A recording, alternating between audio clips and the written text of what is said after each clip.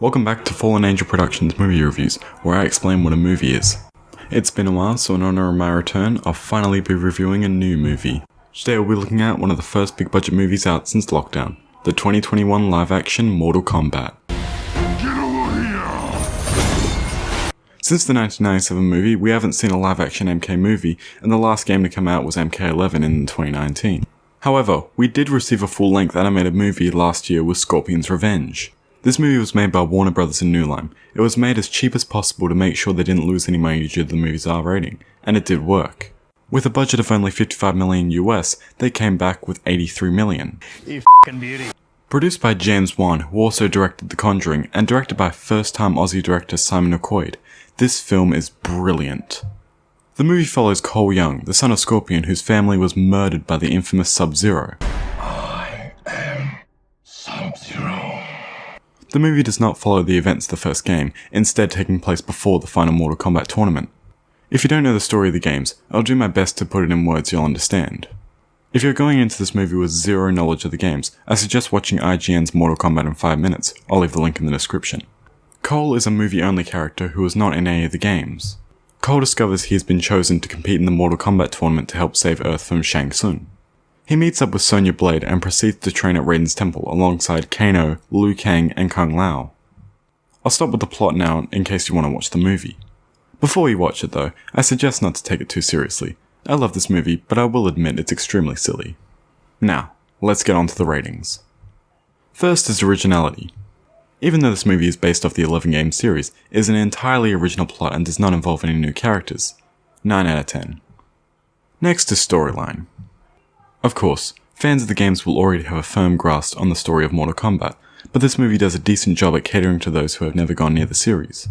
8 out of 10. Third is, of course, the script. The script is quite well done. When I started watching this, I thought this movie would be victim to the lame Hollywood jokes, but I was surprised to learn that really the only one who cracked jokes was Kano, and they work pretty well, both as jokes and for his character. The script also does a brilliant job at throwing in classic lines from the games for clever fan service. 9 out of 10. Next is, my favourite, characters. Characters are the most important thing for me when it comes to movies. The characters in this movie aren't anything special, but are still fun to watch. I feel like they could have fleshed out them more, but I wasn't expecting much in the first place. A whole live action series has been hinted at in this movie, and if they do happen, I'm definitely hoping for more character development. My favourite of course being Sub-Zero. I'll give it a 7 out of 10 for potential. Next is acting. The makers of the film purposely didn't hire big well-known actors so that they could cut back on the budget, but I think it really works well in the movie's favour. It's almost refreshing not to see a face you already know pretending to be someone else, and you instead connect with them as the character they're playing instead of seeing the actor.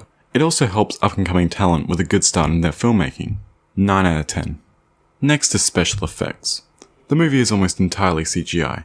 Usually I would have a problem with this since I really hate CG, but since this is based off a video game, I can let it slide since it looks very video game-like. The movie is extremely gory as you would expect from an MK movie, so as a result I can't show any of the scenes or YouTube would punch a hole in my channel.